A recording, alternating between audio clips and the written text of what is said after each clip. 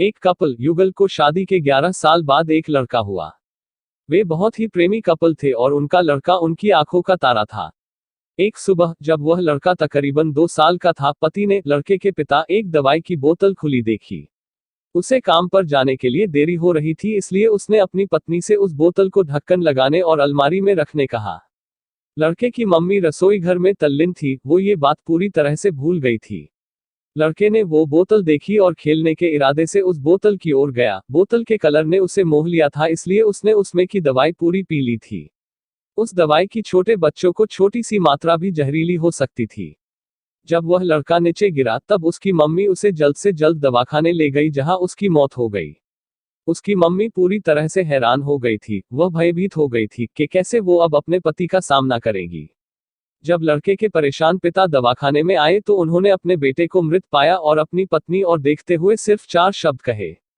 आपको क्या लगता है कौन से होंगे वो 4 शब्द?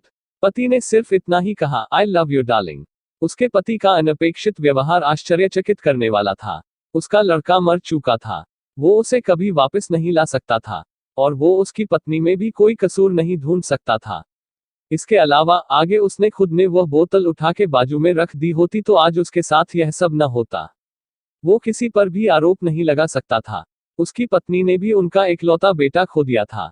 उस समय उसे सिर्फ अपने पति से सहानुभूति और दिलासा चाहिए थी, और यही उसके पति ने उस समय उसे दिया। कभी कभी हम इसी में समय व्यर्थ कर देते हैं कि परिस्थिति के लिए कौन जिम्मेदार है या कौन आरोपी है। ये सब हमारे आपसी रिश्तों में होता है। जहां जॉब करते हैं वहां या जिन लोगों को हम जानते हैं उस सभी के साथ होता है, और परिस्थिति के आवेश में आकर हम अपने रिश्तों को भूल जाते हैं और एक दूसरे का सहारा बनने के बजाय एक दूसरे पर आरोप लगाते हैं।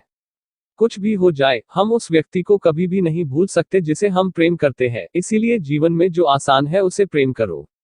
आपके पास अभी जो है उसे जमा करो और अपनी तकलीफों को विचार कर करके बढ़ाने के बजाय उन्हें भूल जाओ। उन सभी चीजों का सामना करो जो आपको अभी मुश्किल लगती है या जिनसे आपको डर लगता है। सामना करने के बाद आप देखोगे कि वो चीजें उतनी मुश्किल नहीं है जितना कि आप पहले सोच रहे थे।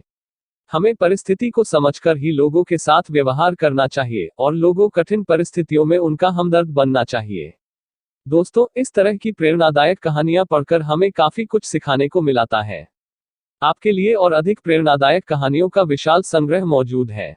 और भी इस तरह की कहानियां आपको पढ़नी है तो नीचे कमेंट्स में जरूर बताया। अगर आपको ये